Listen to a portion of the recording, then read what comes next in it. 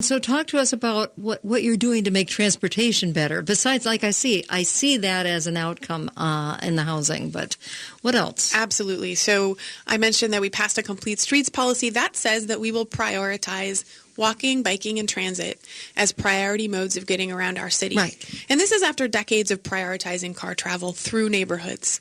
We know that people will continue to drive in Minneapolis. We're not trying to take away anyone's cars, or we're trying to open up choices, right, for people who either choose not to drive or can't. And a pretty large percent of the population can't drive, either from a physical constraint or a financial constraint or age.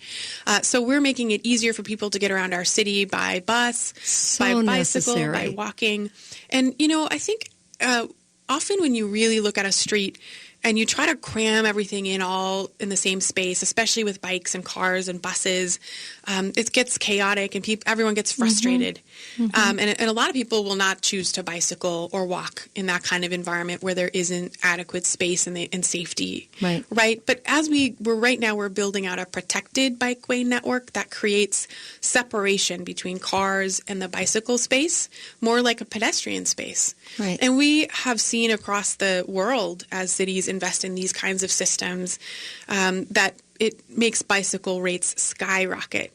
And people like me who bike with young children feel comfortable doing that. Yeah. I've done some biking in the city, and I have to say, just going from over by Certix in that area into downtown, there were times when I was very nervous on the streets. And it's unpredictable. Yeah. So when your bike lane just ends, a few blocks from your house or a few blocks from the store, that's why some of these tougher streets, I'm having a public meeting coming up about, we're reconstructing Hennepin Avenue, and it's a lot of constraints and there's a lot of work to do about what to put in. But through your district? Yeah, and kind of through the uptown, the southern part of my sister's area. Yes. And it looks like we'll be able to provide bigger sidewalks, greenery, and a bicycle lane. Wow.